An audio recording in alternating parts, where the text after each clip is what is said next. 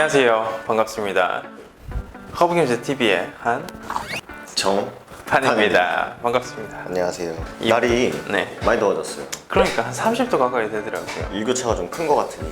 정 대표님이 원래 옷을 입으실 때 이렇게 항상 이 카라가 있는 걸 입으시거든요. 근데 보시면 저 차이니스 카라로 바꾸셨어요.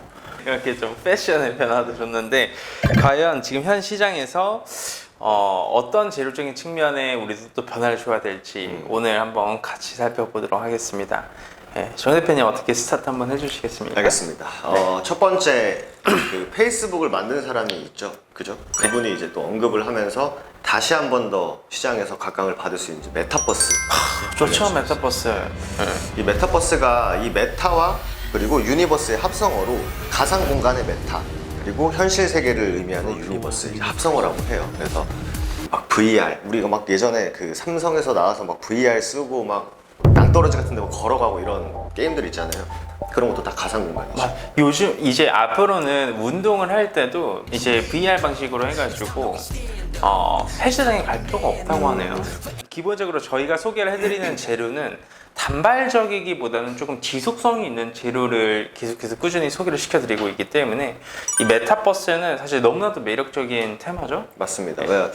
이게 또 게임 쪽, 네, 게임이 또 VR, AR 이런 것들도 굉장히 조금 주로 쓸 것이고, 맞습니다. 또 요즘 뭐 얘기 나오는 거 보면은 또 화상 회의, 정부 기관들도 가상 공간에서 화상 회의를 한다면서 맞습니다. 이제 그런 기사들을 봤는데 네.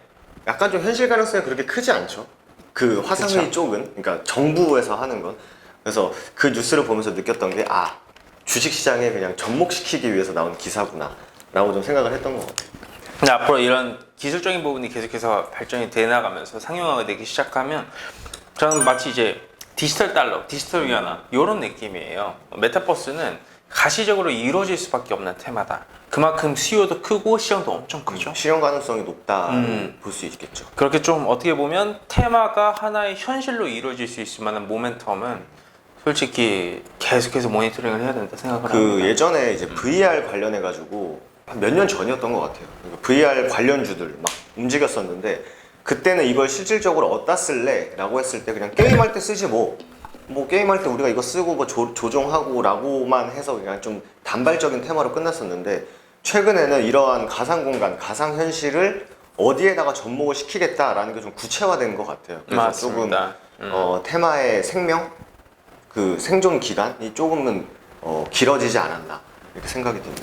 그러면 뭐 관련주 한번 좀 정리 좀 부탁드려도 될까요? 일단 첫 번째로는 일단 시장에서 좀 가장 그러니까 뭐 관련 여부를 떠나서 일단 시장에서 가장 강한 거는 선익 시스템이랑 옵티시스라는 종목이 좀 있는 것 같아요. 맞습니다. 그리고 실질적으로 홈페이지에 제가 들어가서 봤을 때 이게 완전히 진짜 뭔가 홈페이지도 4차원 느낌이 나는 자이언트 스텝이라는 종목이 있는데 맞습니다. 이게 신규 상장주거든요. 알체라 이런 종목들 알체라. 신규 상장주들인데 네. 실질적으로 굉장히 홈페이지도 가상공간 같은 느낌이 있어요.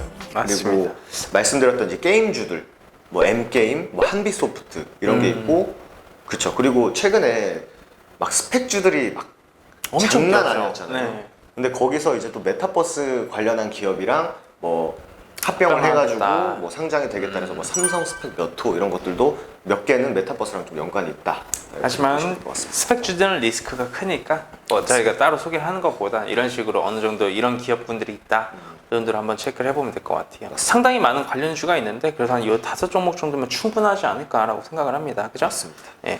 그리고 두 번째는 주말을 수놓았던 공포감 코로나 끝나는 거 아니야? 했지만 다시 한번 불거진 델타 변이 바이러스입니다. 맞습니다. 이 코로나 바이러스의 지배종이 된다라고 하더라고요. 이게 완전히 코로나의 끝판왕이라고 표현이 되는 델타 변이 바이러스인데 그로 인해 가지고 사실 오늘도 원전 관련주들하고 개별적으로 이슈하고 모멘텀이 있는 mRNA 관련주들을 움직이고 있는데 이거 딱 제로 브리핑을 쓰자마자 또 관련주들이 움직이네요.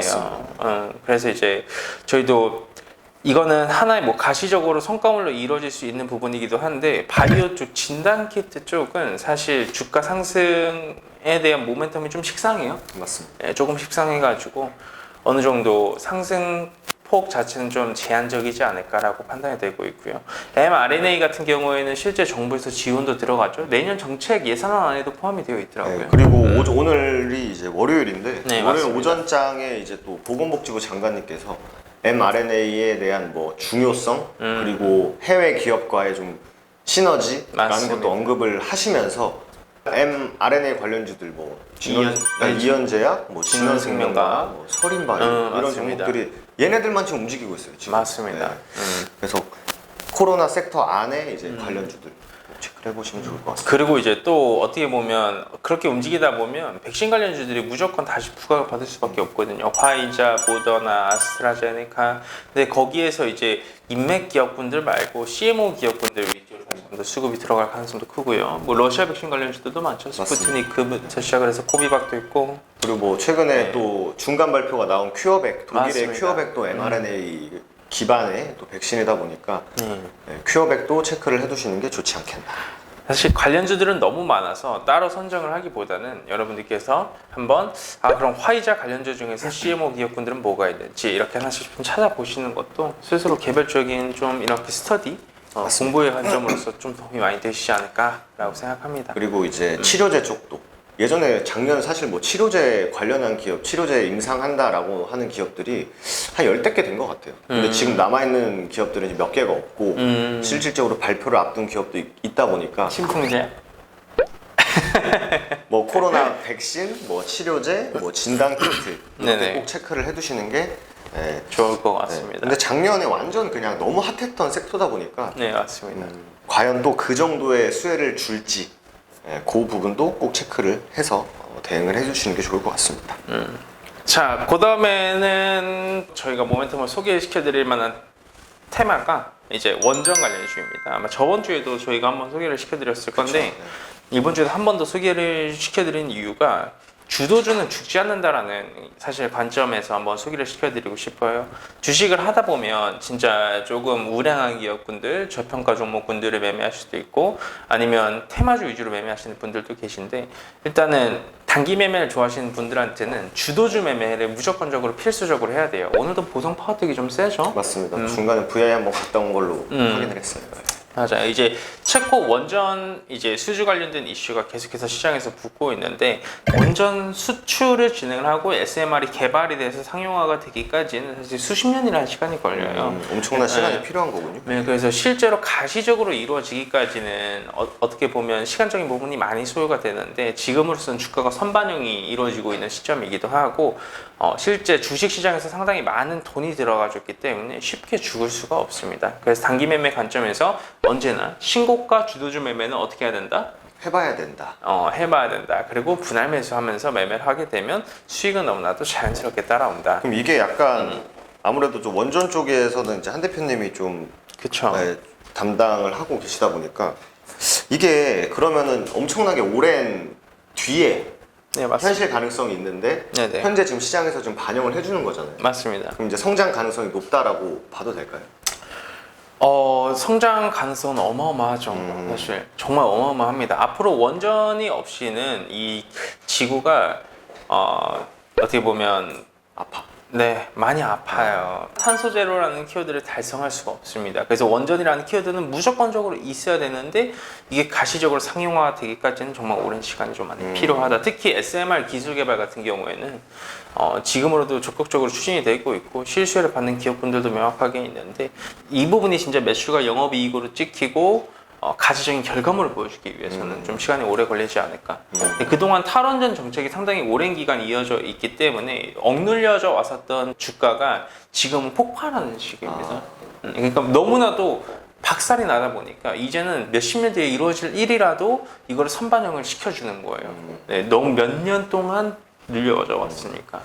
이게 예전에는 제가 이제 기억하는 뭐 BHI, 우리기술, 맞습니다. 또 여튼 여러 원전 해체 관련주들은 좀 대북주랑도 많이 엮였었는데 맞습니다. 엘진 파워. 네, 지금은 아예 그냥 하나의 독립된 섹터로 움직이다 보니까 맞습니다. 뭐 돈도 많이 들어갔고 좀 파워풀하게 움직이는 것 같아요. 지금 현 시장에서 대장은 역시 보성 파워. 지금으로서 상승률 기준으로 봤을 땐 보성 파워텍, 보증도가 좀 세고 두산중공업도 메리트가 저는 상당히 있다라고 보여지고 있고요. 뭐 우리기술, BHI, 뭐 일진파워 정말 많은 종목군들이 움직여주고 있습니다. 뉴스도 주말에 네. 나온 거 보니까 이제 체코에다가 이제 세일즈를 하려고 하는데 그쵸. 중국하고 러시아는 뭐 보안상 네. 이유로 좀 이제 탈락이 됐고 네. 지금 우리나라랑 제가 알기로는 미국, 프랑스인가 뭐 여러 여론들을 보니까 이게 프랑스만 아니라면 이란 전제 조건이 붙더라고요. 그래서 왜 그런 거 봤더니 미국이 따도 약간 우리 쪽이랑 뭔가 협업을 하거나 아니면 이렇게 내줄 수 있다라는 맞습니다. 개인적인 의견도 있더라고요. 그래서 그 부분도 참고해 보시면 될 것 같아요. 그만큼 프리미엄을 받을 때에는 또 뜨거운 시장에서 뜨겁게 한번 놀아봐야 되지 않겠습니까? 한번 뭐 이런 데서 불구덩이 들어갔다가 네. 또 살아나 뭐 아일 비백하면서 또 살아날 수도 있는 거니까. 그럼 더 강해지고 돌아오지 않겠습니까? 이거 이 정도 비백이라고 이 정도 불구덩이에서 내가 살아 돌아왔는데 맞습니다. 그래서 또 이제 단련도 되고 좋은 것 같습니다. 좋습니다. 오늘 뭐 제로 브리핑 1편은 한 이 정도면 충분한 것 같고요. 다음 시간에는 좀 더 유익한 재료로 찾아뵙도록 하겠습니다. 감사합니다.